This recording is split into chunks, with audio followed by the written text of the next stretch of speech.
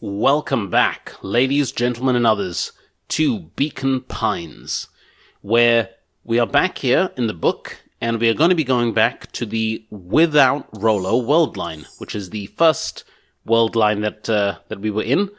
So, we're going back to the Without Rolo world line A. We could just call it World Line A if you want, to keep it simple. World Line A, and we're going to be, the only thing we have left that we can change here in terms of charms, we can change the weather when further along that world line we were invited to dinner by Beck. So, yeah, let's do that there. Initially we chose Rumble. We stayed over at her place during a storm. That absolutely annoyed Rolo, and we got into a huge fight, spent the day in her home, eventually reconciled with him at the perennial harvest, and then ended up freezing to death. Now we have to see if we can change that. So, let us do something about that. So, back to Becks House, Luka began to respond, but the sky answered, for the clouds began to break. Luka began to respond, but the sky answered for him as the clouds above began to break, revealing patches of star-filled summer night. Moonlight filtered down, shimmering in the treetops. Sure, you can meet Rolo. You're not going home? No, I promised Rolo I'd tell him about... Luka stopped himself mid-sentence. Promise you tell him what? Spit it out, bub. We're thick as thieves now. If there's a juicy secret, you've got to tell me. Okay. You can come to the treehouse and I'll tell you both what happened. Heck yeah. Okay, I think this is probably a better outcome, Luka right? saw Beck skulking by the gate. So you telling me there's nothing mysterious or creepy about this place?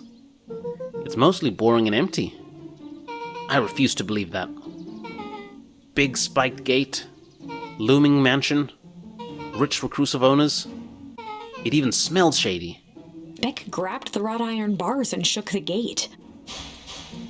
Mark my words, you decadent nightmare house. You will reveal your secrets to me. Oh, hello? What did you do? First of all, I told you so. Second, hide.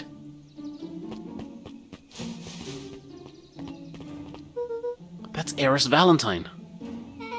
Who's that she's talking to? Shh. I expect you to return that suit in working order. Of course. As long as everything proceeds as planned. There's nothing to worry about. The only thing I'm worried about is what's rightfully mine. If that means making some unsavory alliances, so be it. I couldn't agree more. There comes a time to suspend hostilities. I'll deal with our common threat. Now this is what I was talking about. Beck's voice was an excited whisper. Proper shady stuff. Someone in a suit like that tried to grab me yesterday. Seriously? Shh. You do understand that when this all inevitably fails, I will deny everything. I wouldn't expect any less of you. You just worry about your part in this and let me handle the rest. I can't wait to see the look on that rube cur's face. Yes, the truth will come to light. I'm still surprised you're so comfortable with the potential collateral damage. If there's one thing I've learned, it's that change is painful.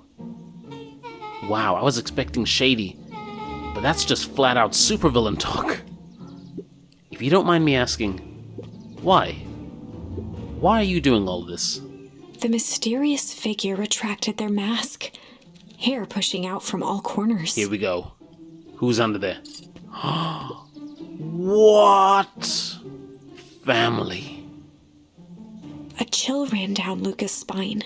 What? His vision blurred. Beck stifled a sharp wince, and Luca looked down to see himself wrenching her hand. An answer I can certainly respect. Gran tousled her hair back under the face mask. Just remember, keep everything nice and normal until the festival. I don't need lessons in rousing suspicion. Gran gave Eris a curt nod and disappeared into the night. So, well, first of all, I'm guessing Gran is not the person that we saw on the first night. I'm guessing that they are just a person, right? Right? Chapter 5. What? What big ears you have. Indeed. Luca sat shivering in the bushes, staring at his feet. After checking to make sure the coast was clear, Beck gave him a gentle tug on his sweater.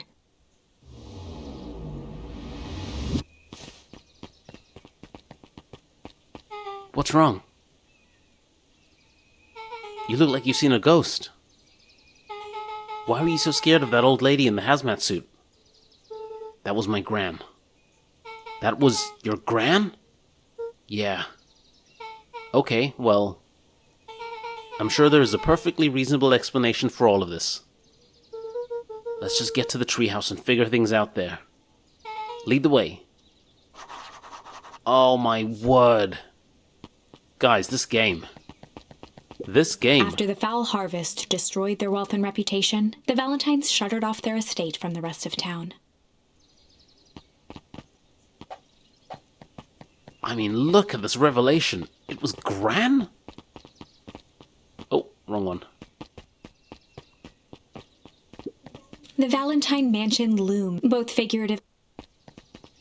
I mean, I knew she was up to something, but like that? I mean, what?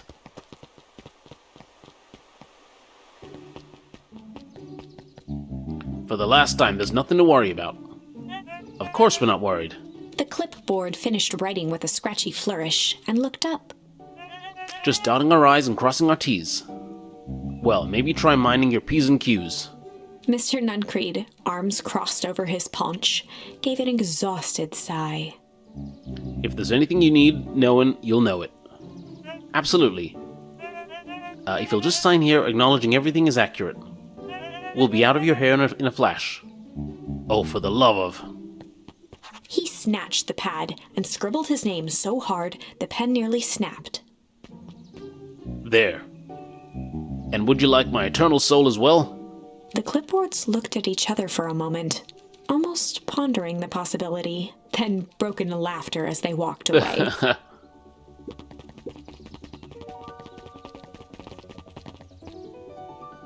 Okay. Let's head to the treehouse. Should we talk to him? Hi, Mr. Nuncreed.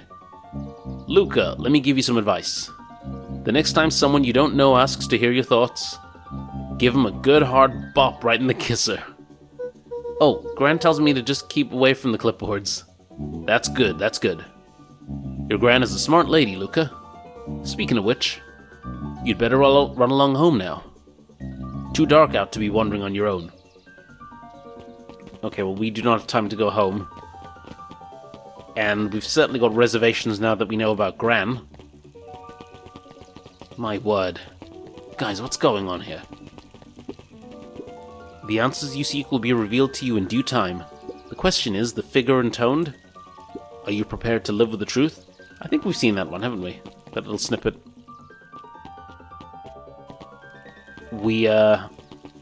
Oh, let's check up here quickly. I'd better not dilly-dally. Okay, no dilly-dallying, come on. Another day, another dollar. See you tomorrow, Z. Have you noticed how all the perennial harvest folk order the same drink? Decaf cappuccino with extra foam? Why? I don't know. Just thought it's a little odd. Pretty weird for sure. Well, the customer's always right. See you bright and early tomorrow. Ah, I can't wait. Yeah, we all know the plight of the coffee barista, don't we? Can check out the Last Chance Diner, can we? Oh, I guess not. Okay, looks like we don't have really any other options. We just have to go to the treehouse. Let's do it.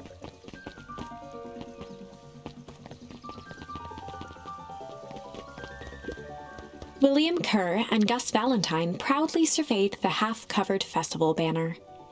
It's all coming together quite nicely. Couldn't have done it without you. The mayor gave a half-hearted shrug.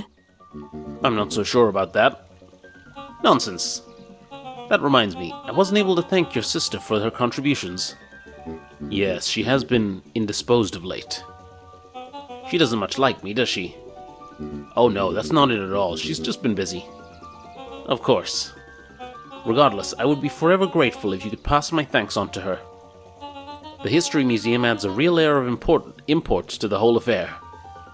And we couldn't very well celebrate the story of Beacon Pines without including the Valentines. My father was a great man. You're darn tootin' he was. Kerr lopped his arm on Gus's shoulder. But I mean the entire Valentine family. Present company included.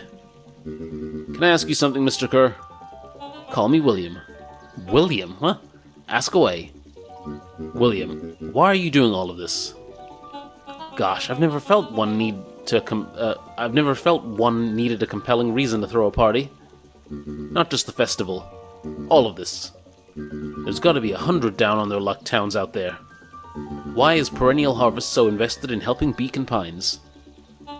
You know what I love most about the agricultural business? Seeds. Seeds? Yep, little bundles of potential. With a glimmer in his eye, Kerr gestured grandly toward the horizon. You treat a seed right, nurture it, feed it, and it can grow into something truly special. You see potential here? Undoubtedly. The seed of greatness is already under our feet. All it needs is a little nudge. And the right leadership, of course. Oh? Good night, Mayor Valentine. There goes William Kerr.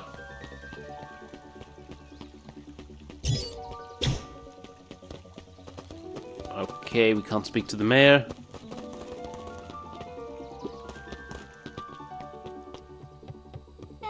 Oh, this is nice. Yeah, the treehouse is just a little further on from here. So what's your buddy Rolo like? Rolo? He's Rolo. Not particularly helpful. Sorry, I've just never thought about it.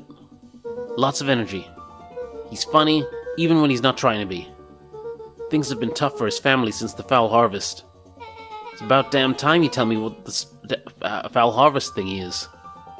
It's a kind of long story. Hit me with the highlights. Okay. There used to be a fertilizer company here called Valentines. They were kind of a big deal. Ooh, big deal fertilizer. It was a big deal to us. Their stuff really worked. Farmers loved it. So Valentines grew and grew. Beacon Pines pretty much grew around it. Most everyone in town either worked for Sharper Valentine or used his fertilizer. Things were good. I'm sensing a big but. About 6 years ago, Sharper Valentine suddenly died. And something changed. Changed how? Could have been a bad batch. Maybe it was in the water, or air, or soil. Nobody knows.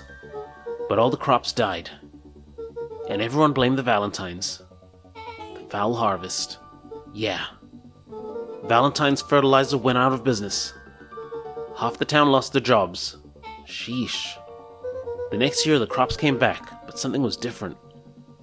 You plant a crop, do everything right, and it's sort of a crapshoot what happens. And no one knows why? Nope. I take it Rolo's farm got the short end of the stick. Yep, for some reason their farm was hit harder than others.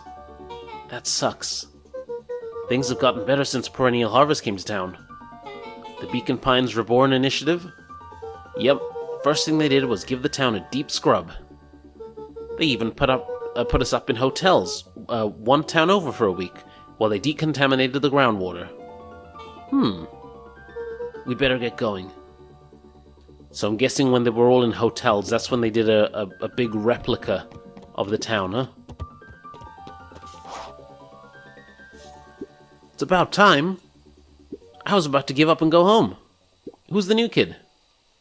Name's Beck. You must be Rolo. I see my reputation precedes me. Welcome to Mission Control. Rolo waggled his head with pride.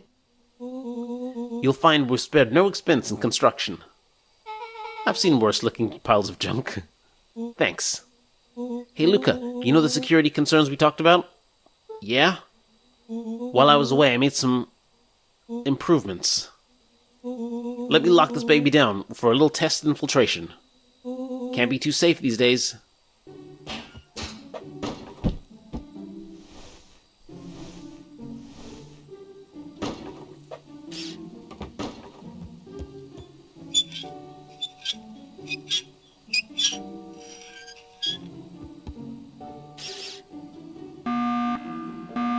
What the?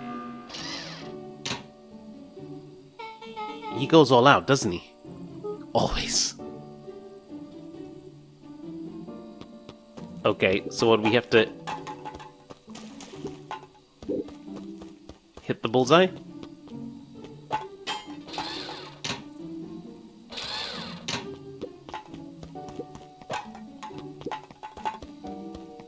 Oh, come on.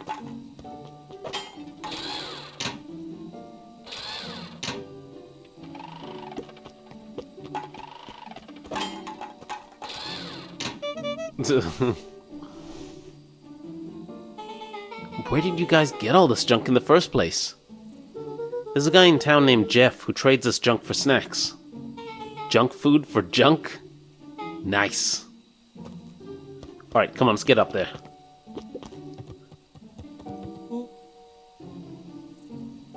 So? Pretty sweet security, right? It was imaginative, I'll give you that. Luca, are you sure we can trust the new recruit? I'll vouch for her. Thanks, I guess. Oh, Luca, you promised to fill me in about the Valentine warehouse. Luca sucked in a long breath. So, like I said, there was someone there.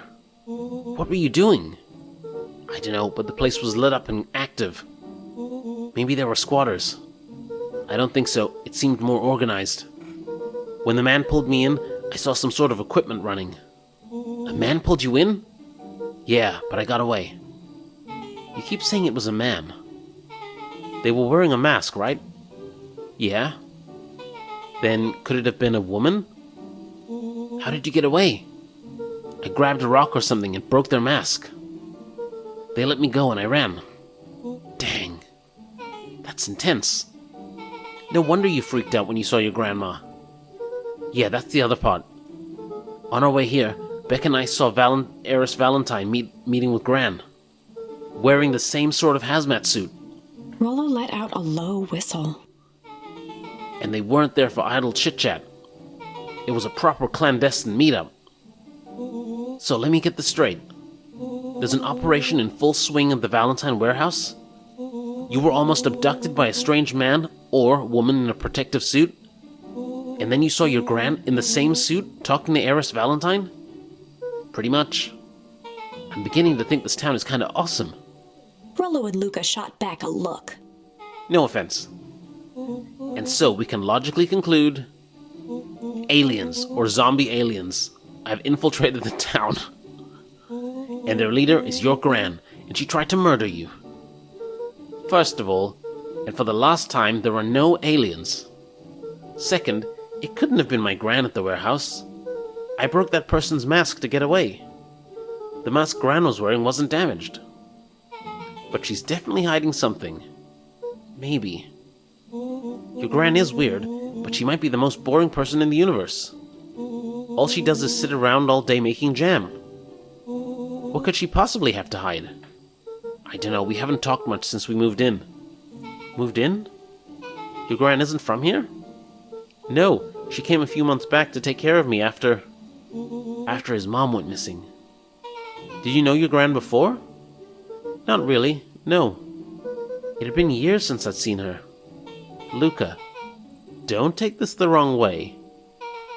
But are you sure your Gran is on the up and up? Luca gazed out the window. I'm just saying, it sounds like strange stuff has been happening since she showed up. We could say the same thing about your family. But you're right. Luca, your Gran is hiding something. And Pa always says, folks only bury stuff worth digging up.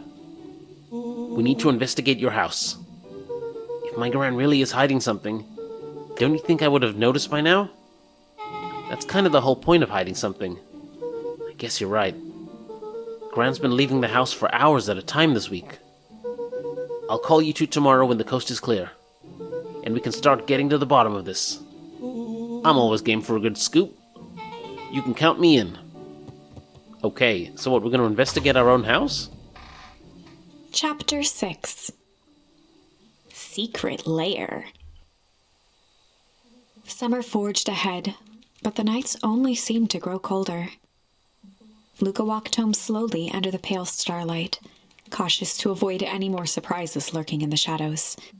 Reaching home, he slipped quietly into bed, half dreading what they might discover the next day.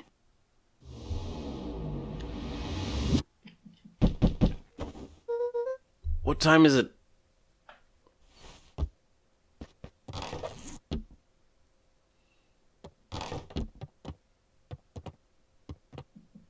Oh, coming. Okay, there's nothing here. Let's just, let's go downstairs. Open the door.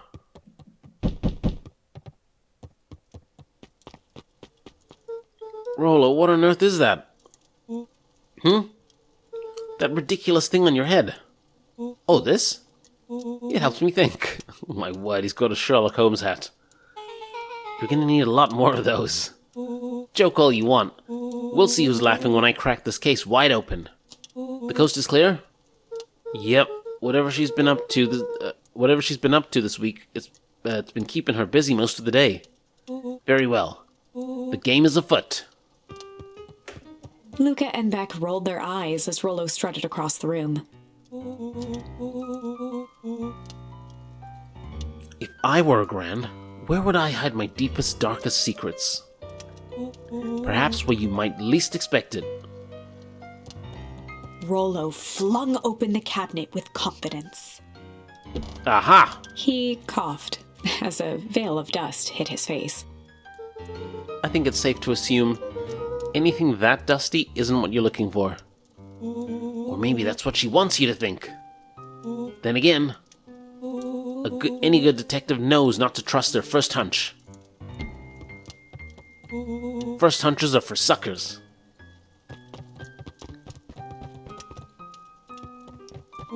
Eureka!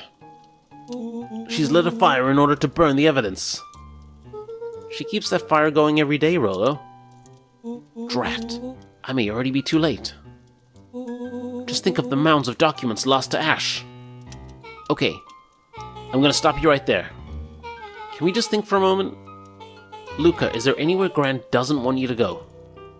Yeah, the closet upstairs. So, maybe it stands to reason that we should check there first. No dice, it's locked. Well. Look who stands to reason now. And I have no idea where the key is. If it really is important, then she probably keeps it with her. Anywhere else? She has her berry bushes. Who has ever thought, I'm going to take this important task and huck it in a bush? True. Anything else? Maybe something out of the ordinary? Well, she is always worried I'll break her fancy dishware in the kitchen. But it doesn't matter anyway, I can't reach the latch. A look of realization crept onto Luca's face. All three kids snapped to glance at each other, then sprinted in turn toward the kitchen.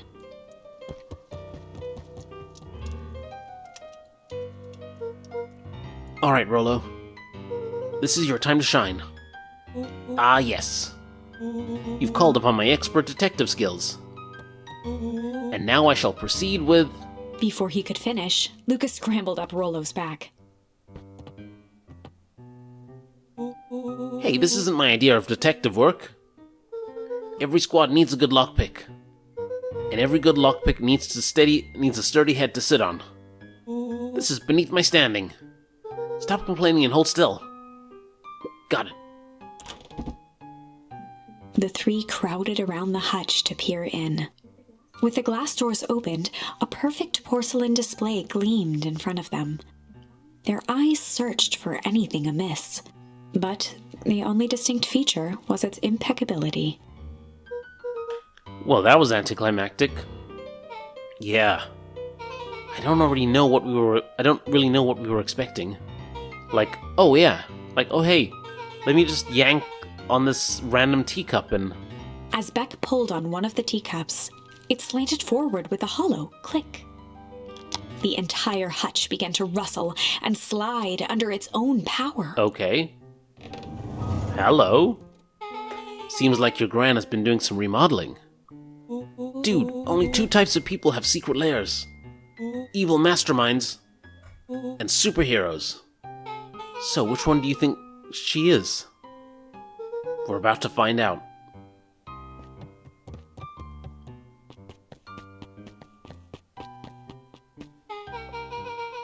Okay, so more of an unhinged conspiracist vibe?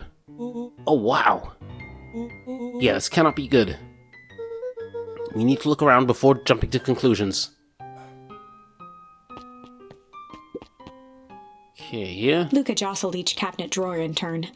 Only one was unlocked. He fingered through the filing cabinet, pausing at a bulging folder labeled Walter. For a long moment, he just stared at it.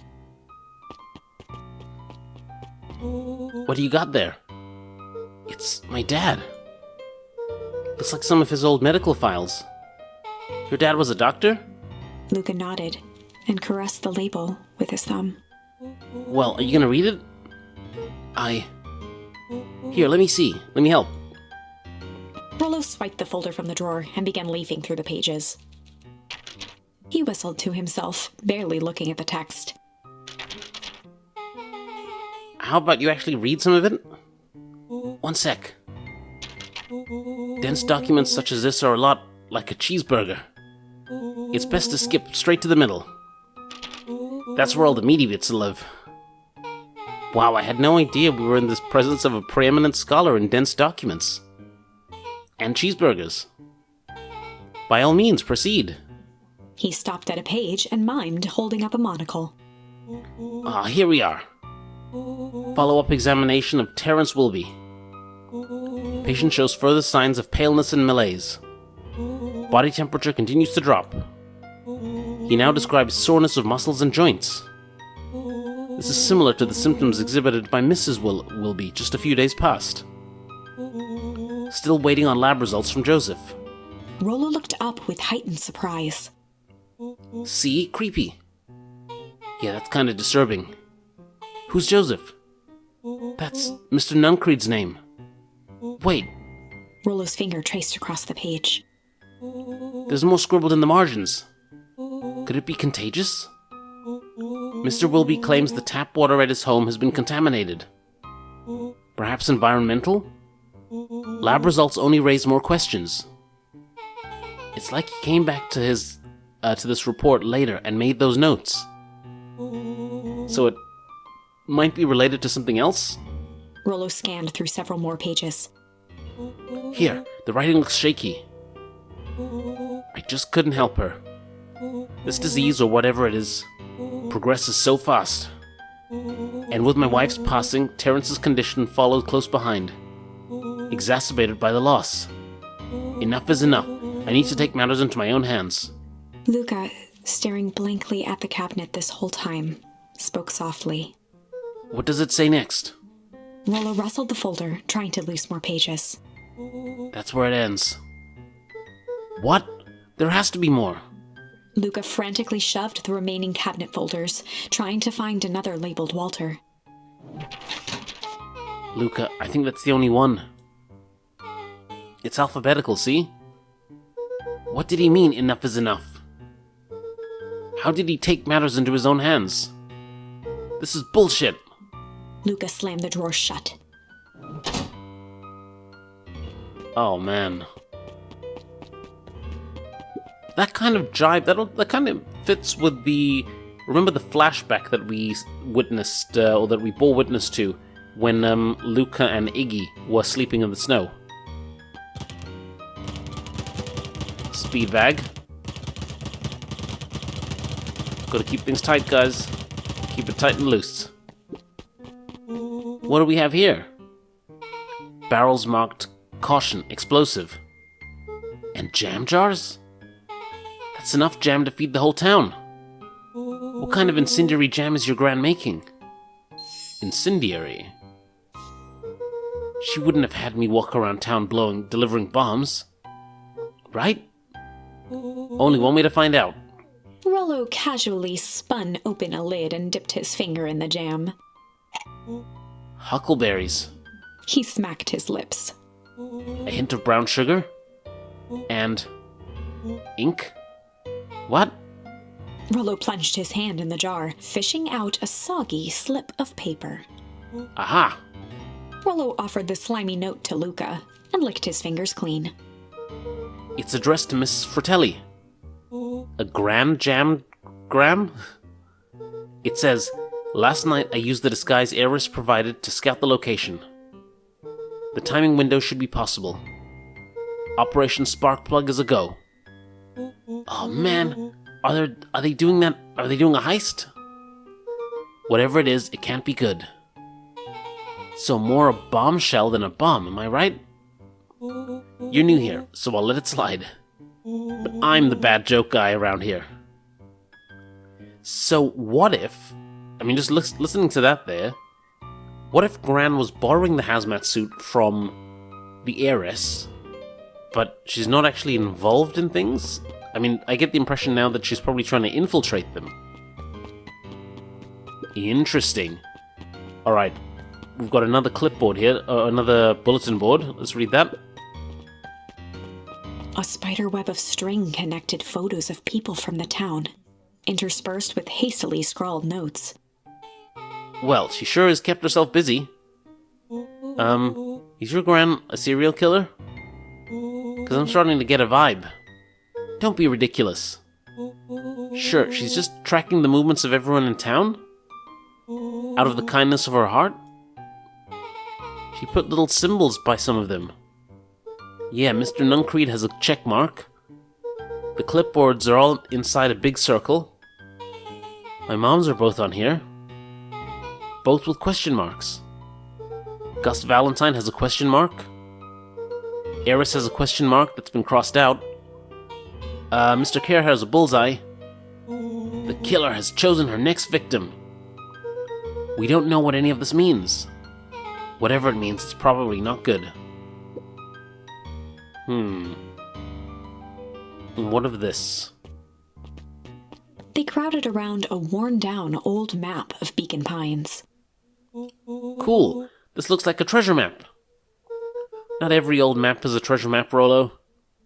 Yeah, but every treasure map is an old map. Can't fault that logic. Look, there's even a pathway drawn on it. It starts at the entrance to town, and if we follow it... Rolo carefully traced the path with his finger. It leads right to... He jabbed down at the end point. Town Square? That's the fountain in the middle of town. What a weird place to hide treasure. Rolo, that doesn't look like treasure to me. The end of the path on that map has the same symbol as those explosives over there. So, it's not hiding treasure. A real bummer. Rolo, what's the thing we've been excited about for the past month? The festival. Gulp. Did you just say gulp? It feels like a gulp kind of situation. Everyone will be gathered near the center of town. She's gonna blow up the festival? Not if we stop her. Of course. What was that? Luca looked up from the map. What was what? No, I heard it too. That was the front door. Which means someone just shut the door. Which means someone's upstairs. Shh, quiet. Hit the lights. Beck flicked off the light, and they became statues in the dark. Overhead, creaking floorboards bent under slow, deliberate steps. The kids looked up, the tilt of their necks following each footfall.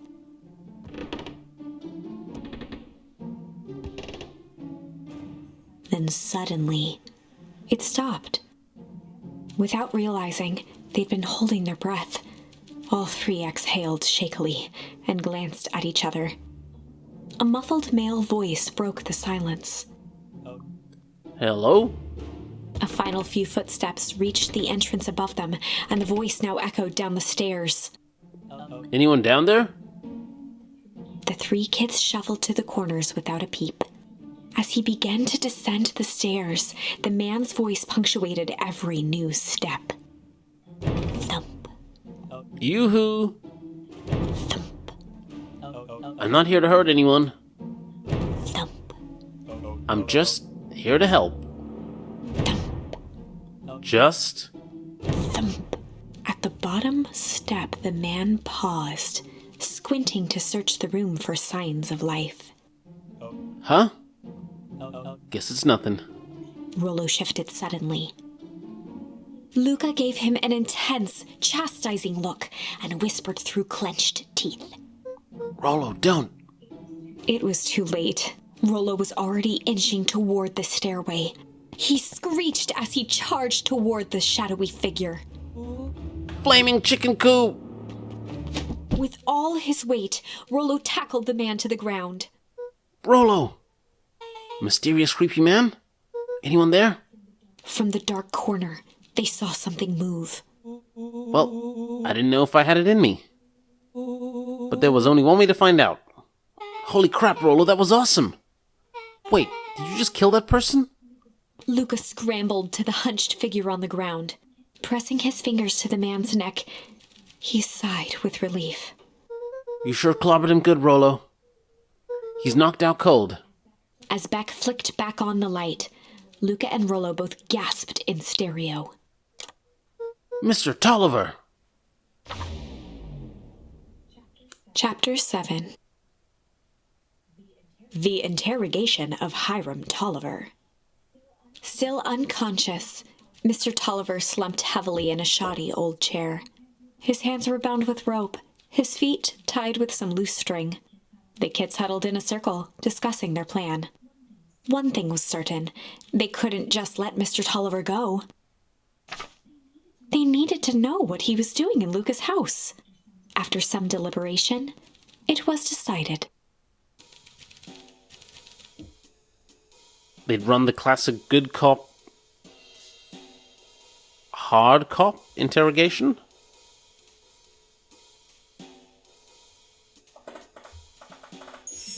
They'd run the classic good cop, hard cop interrogation. Rolo brandished a steely gaze. I've got this. Read about it 100 times. Rolo swaggered past the chair which propped up the slumping Hiram Tolliver. Without even looking at his captive, he began with a long, blustery drawl. Well, well, well, Mr. Tolliver. Mr. Tolliver remained motionless. Rolo spun around to face him. He'd clearly expected to rouse Mr. Tolliver with his booming voice. Mr. Tolliver. Beck and Luca gave each other an unsure glance. Rolo slammed his fist on the table. I said, Mr. Tolliver. He grabbed the table lamp and beamed it onto the unconscious face. Mr. Tolliver groaned and slowly lifted his head. He recoiled with a muddled, weary squint. What in the world? The chair wobbled as he attempted to straighten up. Who's there? Mr. Tolliver could only make out rough shapes through the glaring light. With a gruff tone, Rolo hoped to both conceal his voice and intimidate. I'll be asking the questions here, punk. Now hold on. Let's just calm down. Oh, I am calm. Calm as a carrot in dirt. As for you, looks like you're sweating. The doubtful expression on Beck and Luca's faces transformed into awe. We can do this my way, or... Well, let's just say I've never needed another way. Rolo, hitting his stride, was now channeling every detective trope his memory could recall. Bloody hell, well done, Rolo. He slammed the table again. Now dance! What? I don't even... Mr. Tolliver's voice became desperate. He was nearly in tears. You tied me down. How on earth can I dance? Dance with your mouth, punk. Spill the beans. What are you doing poking around this house? I'm here to help Juniper. To make sure everything's ready. Oh, so you're in cahoots with Gran? Gran? Mr. Tolliver was in a daze, now more confused than ever. Gonna help her blow up the festival, huh? Blow up the festival? Good lord. He shook his head, feeling more and more dizzy. No, you've got it all wrong. Where is she now? She's headed to the source. The source? What's the source? It's where His voice faded to a whisper. the town began. Where it all began. What is Operation Sparkplug? With that, Mr. Tolliver passed out cold. Oh, come on. Rolo swung around with a repentant grimace. Damn, Rolo. I think we've been a little too hard on him. What did he say about the source? It's where the town began? We need more information. Yeah, but we better not put Mr. Tolliver any further. Is there anyone else who might know more? What about the History Museum? It just got set up for the festival. Nah, that tent was put up by the Valentines. Everything they do is just a bunch of fluff to glorify themselves. Is there anything more reliable? The library? If there's any information about the source thing, Cato can help us find it. Let's go get some answers. Okay, so we're in the library. And we're going to go talk to Cato. But we're going to take a quick break here, guys. And when we get back, we'll hopefully get some information on the source. But that's all for now. Thank you very much for watching. And I'll see you guys next time.